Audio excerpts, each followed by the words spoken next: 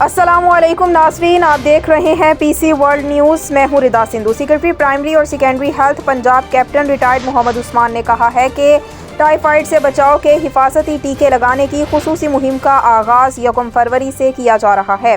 فیصل آباد سے مرزا ہارون کی تفصیلات کے مطابق، جس کے دوران پہلے مرحلے میں 12 اضلاع کے 9 ماہ سے 15 برس تک کے بچوں کو حفاظتی ٹیکے لگائے جائیں گے، جبکہ مئی میں دوسرے مرحلے میں 24 اضلاع میں مہم کا آغاز کیا جائے گا۔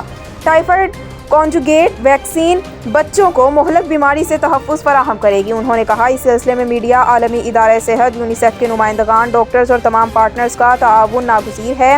انہوں نے یہ بات مقامی ہوٹل میں ٹائیفائیڈ مہم میں میڈیا کے کردار کے موضوع پر منعقدہ آگاہی سیشن سے بطور مہمان خصوصی خطاب کرتے ہوئے کہی۔ ڈپٹی کمشنر محمد علی، ارکان اسمبلی Shakeel Shahid, Firdous Rai, additional secretary health Asim Altaf, C E O health doctor Mushtaq Sipra, district health officers doctor Bilal Ahmad, doctor Ata Almunim, D D H O doctor Muhammad Ahmad, health education officer Shafiq Ahmad Asif, cricketer Saeed Ajmal, UNICEF کے ارکان اور میڈیا نمائندگان بھی موجود تھے۔